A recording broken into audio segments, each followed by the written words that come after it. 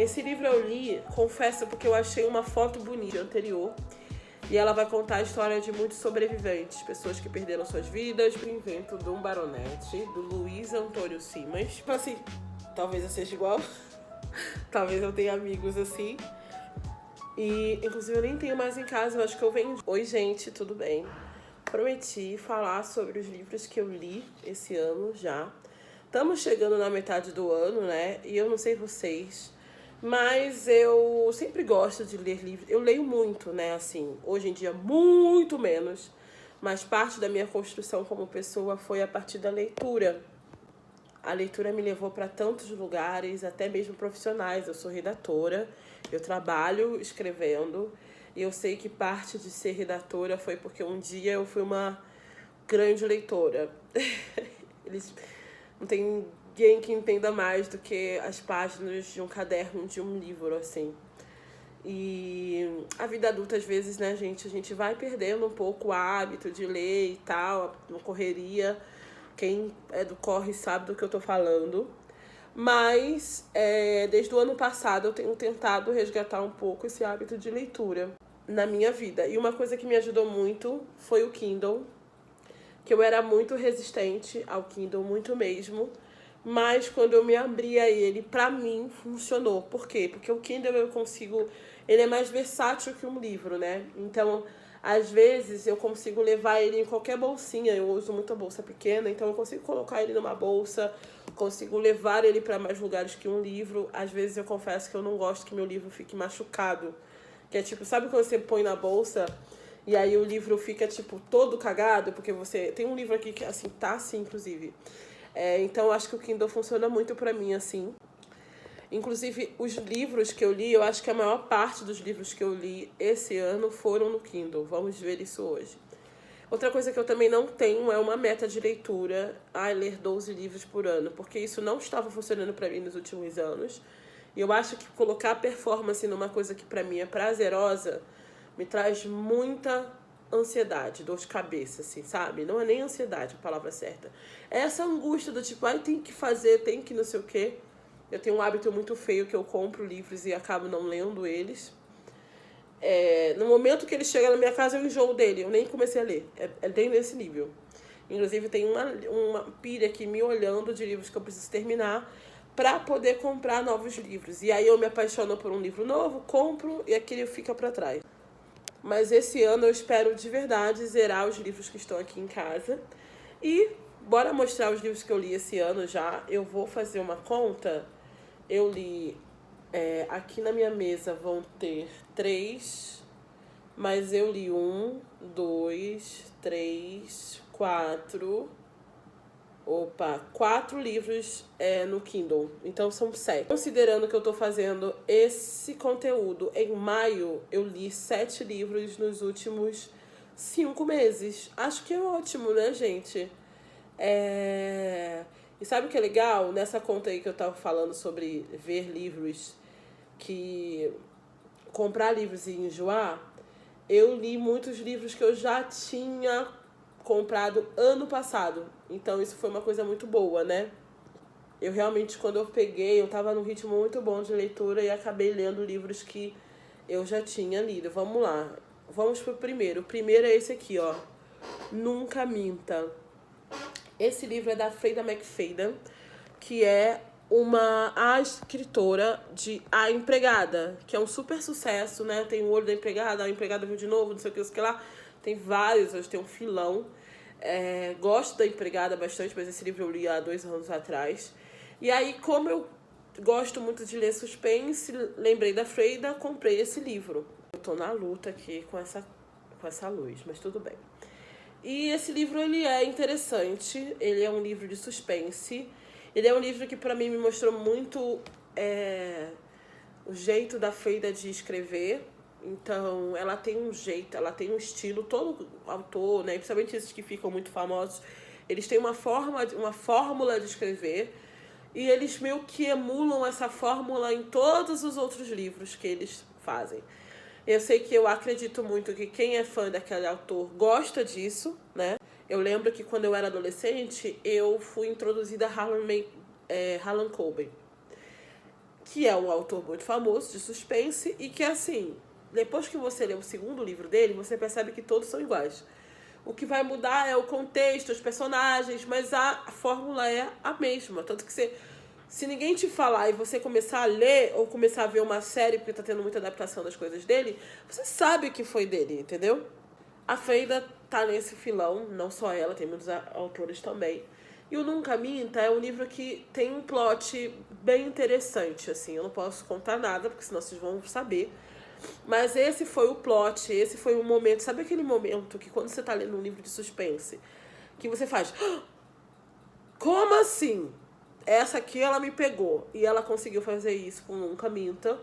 Achei que foi bem interessante a virada do livro. Eu já sentia, sabe quando você sente que tem alguma coisa que você não tá entendendo, que você tá levando? Acho interessante porque ela consegue construir isso bem e tem esse grande plot. Mas não é nem de perto como A Empregada. Próximo livro é O Massacre da Família Hope.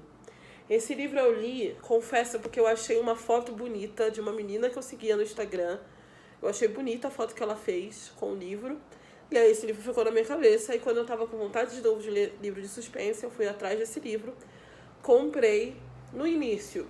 Quando eu vi que a história passava, acho que ela se passa na década de 70. Eu fiquei meio... porque eu não sou muito fã de coisa velha. Sabe? De coisa que passa no antigo, assim. Mas fui dando, porque a história também é essa, né? Ela vai te dando vontade de você entender o que tá acontecendo ali. E aí eu continuei lendo.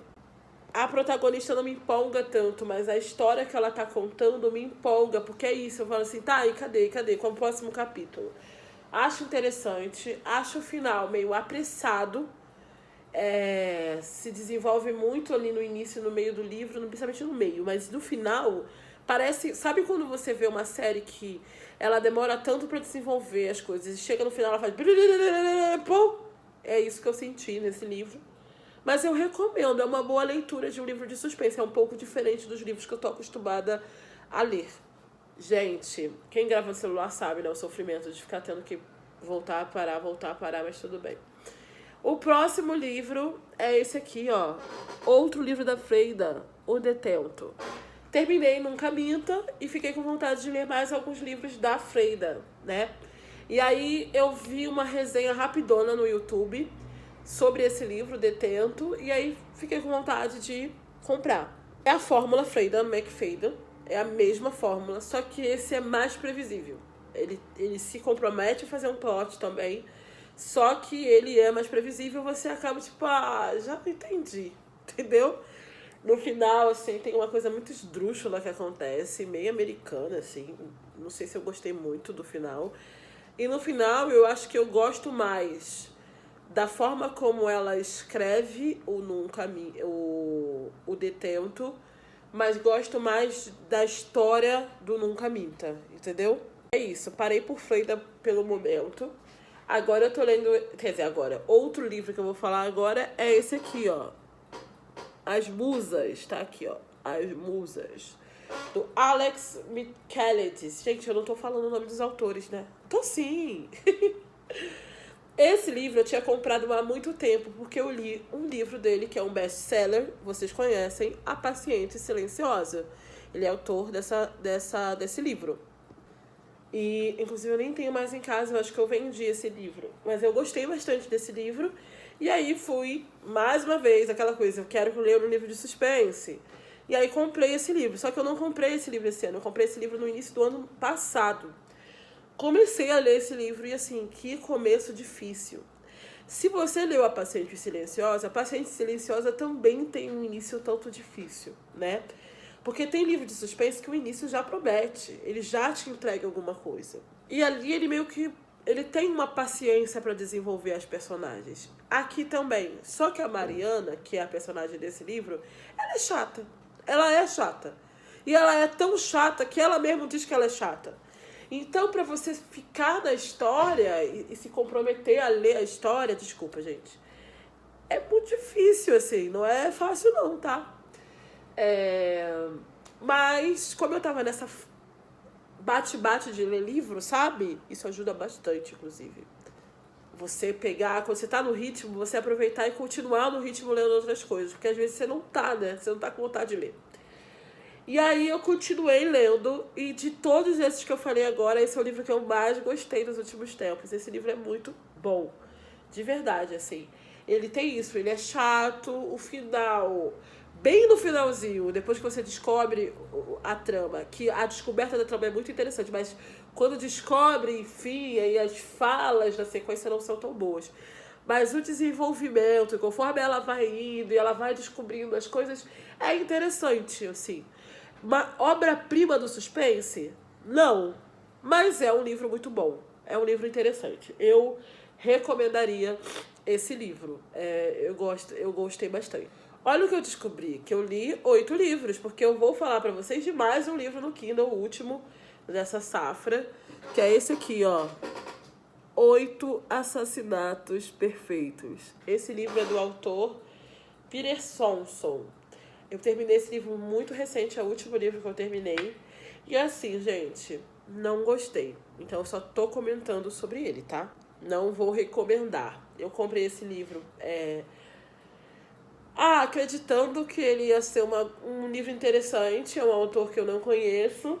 Mas eu achei ele muito ruim, sinceramente. Ele tem uma premissa de que uma pessoa escreve, o protagonista, né? Ele é dono de uma livraria, e aí ele escreve um post num blog falando sobre 8 assassinatos perfeitos, que são 8 assassinatos que aconteceram na ficção, no suspense, né? Em livros de suspense e tal, livros de ficção, que ele acha que são perfeitos, que se você, sei lá, tentasse colocar em prática, você não seria pego. Eu nem sei se eu posso ficar falando essa palavra aqui no YouTube, né? Mas tudo bem. E aí, você vai, ao longo da história, descobrindo que, peraí, talvez isso esteja acontecendo de verdade na vida real, naquele contexto ali das personagens. E aí essa história ela é contada pelo protagonista da história, né? Que uma hora ele tenta enganar a gente, não dando as informações certas sobre o personagem. Eu sei que é a personagem, tá, gente? Mas é que me dá muita aflição ficar falando isso de homem. E aí, uma hora tem uma pessoa que ajuda ele. Quer dizer, tem uma hora que ele participa de uma investigação, e aí essa pessoa meio que, quando tá indo a investigação, ela é descoberta e ela é colocada pra fora da investigação, aí você não tem mais essa personagem. Parece que a pessoa escreveu pensando num filme, sabe? E suspense pra livro não é a mesma coisa que você vê um filme. São coisas diferentes. Você não entende a personagem. E é ruim por isso. Porque você... Não é uma história bem pensada. É uma história que a pessoa teve uma ótima ideia. Essa ideia. Mas quando ela desenvolve a ideia, talvez não seja tão empolgante assim. Eu acho que parece um grande remendo. Eu acho que esse é o problema, inclusive, da grande quantidade de conteúdo que a gente tem hoje em dia. Por exemplo, hoje em dia a gente vê que tem muita série mal feita. Porque tem que ter tanta série que a maioria das séries não são bem feitas. É ruim, o roteiro é ruim, a motivação dos personagens é ruim, pra onde eles estão indo não faz sentido. Fica tratando a gente como se a gente fosse idiota, sabe? Tenho muita preguiça disso. Tenho preguiça de autor que acha que quem o lê é burro. Não gosto. E não é porque é suspense que tem que ser feito de qualquer maneira. Grandes livros da humanidade são livros de suspense, né? Uma das maiores aí tá aí Agatha Christie para provar. O suspense, ele precisa ser bem feito, pelo contrário. Porque se ele não for bem feito, ele não te prende.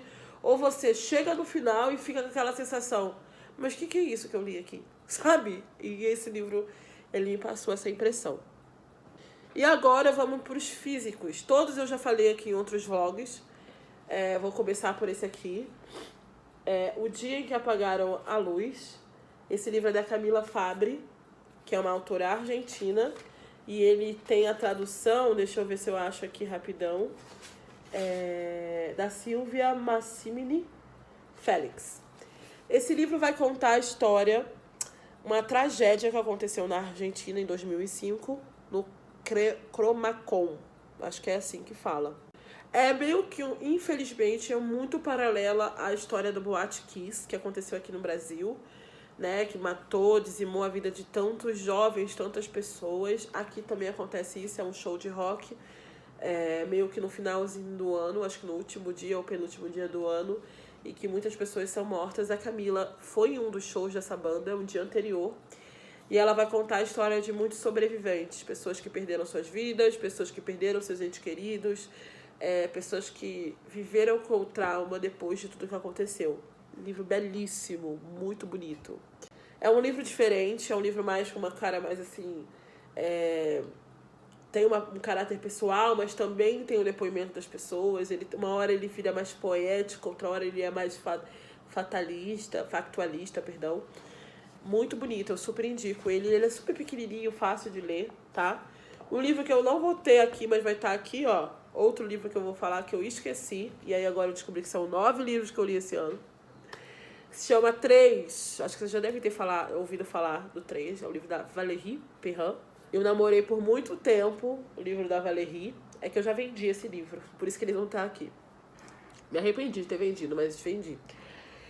Esse livro conta a história de 3 amigos, são franceses e tal. Eles convivem desde sempre, desde muito novinhos no colégio. Eles se conheceram ali, eles tiveram uma amizade. Tem personalidades muito diferentes. E a gente conhece eles quando eles já estão bem adultos, na faixa dos 40 e poucos anos. E a história vai voltando, contando pra gente a história dessas 3 pessoas a partir da amizade delas. E aí, esse livro é muito bom, o 3, eu indico muito. O próximo livro que eu vou falar é esse aqui, Maldito Invento de um Baronete, do Luiz Antônio Simas. Esse livro foi uma indicação de um amigo e que bom que ele me indicou, porque eu adoro histórias sobre o jogo do bicho, gente. Eu adoro máfia, coisas desse tipo, né? E vocês sabem que o Rio de Janeiro tem um grande contexto sobre o jogo do bicho. E é muito legal, porque você conhece nesse livro... O livro ele é todo dividido dos bichinhos do jogo do bicho, assim, sabe? Mas mais do que isso, ele conta a história do jogo do bicho e ele acaba se aprofundando na história do Rio de Janeiro, né? Traz coisas muito interessantes sobre o Rio de Janeiro. É muito interessante... Desculpa ser redundante, mas como às vezes a gente não conhece o lugar que a gente vive, né? O lugar que a gente cresceu, porque a gente não é desse contexto, desse tempo e tal, e a escola não aprofunda muito a gente nessas histórias interessantes. Eu gostei muito desse livro, li de uma tacada, assim, foi muito gostoso de ler, eu super indico ele. Inclusive, eu agora tô com outro livro dele na mão para ler, e assim que eu terminar eu conto sobre esse livro. E para finalizar, eu vou finalizar com esse aqui, As Perfeições. Eu tô no finalzinho dele. Eu tenho algumas marcações, eu tô no finalzinho, mas eu já posso indicar ele como um livro que eu li. Esse livro eu li, é do Vincenzo Latronico. Eu li esse livro porque eu vi no YouTube, uma youtuber que eu gosto bastante, que é a Bárbara Bonangelo, e ela tava lendo esse livro, eu vi nos stories, assim. E aí eu queria comprar um livro novo, gostei da capa. Esse aqui foi um que eu destruí, tá vendo? A capa é muito fofinha. Só que é isso, né? Ela é muito sujável. E aí parece que ele é um livro antigo, mas assim, ele não é um livro antigo. Enfim, foi publicado pela Todavia, tá? Esse livro conta a história de um casal, que ele meio que... Eu não lembro exatamente de onde eles vêm, mas eles vão morar na Alemanha. E a gente vai vendo a construção da relação deles, até o final, mais ou menos. A partir de um olhar também da nossa geração. Eles estão ali, mas eles são representativos pra mim, sabe? Porque é mais um estudo sobre a nossa geração, os millennials, propriamente dito, do que qualquer coisa, assim, do que se aprofundar na história deles. O livro nem tem diálogo pra você entender, sabe? Você vai vendo a história deles pela voz do narrador. E, gente, esse livro é o livro mais millennial que eu já vi na minha vida, assim. Esse autor aqui, ele... acho que talvez o autor que eu li de qualquer coisa audiovisual que melhor soube representar a minha geração como ninguém, assim. Eu acho que sempre quando tentam representar a nossa geração, é sempre de uma forma muito caricata. É sempre de uma forma que não parece real. É sempre de uma forma que parece uma pessoa mais velha tentando entender a gente, sabe? Não, esse autor, ele é da nossa geração e ele escreve e ele descreve como ninguém. Tanto que às vezes é assustador, como você olha e fala assim, talvez eu seja igual, talvez eu tenha amigos assim. Mesmo em contextos diferentes, porque nós não moramos na Alemanha, você consegue se identificar muito. E é muito bizarro como isso também mostra como nós estamos afetados pela globalização e como nós somos afetados, né, pela como a internet mudou a forma como a gente consome o mundo, como a gente se inspira, da onde vem as coisas, e como pessoas lá do outro lado podem ter vidas tão refletidas, digo, não iguais, porque, né, uma realidade financeira diferente, política, etc., mas muito parecida, sabe? Enfim, eu acho que é um ótimo livro para ler. Então, de livros físicos, né? Eu li 4 livros. E de livros do Kindle eu li 5. No total foram 9 livros em 5 meses. Como eu falei para vocês, eu não faço meta de livro. Eu vou lendo e vou deixando acontecer. E assim eu tenho me dado muito melhor com a leitura. E a maioria dos livros que eu li esse ano eu gostei bastante, tá?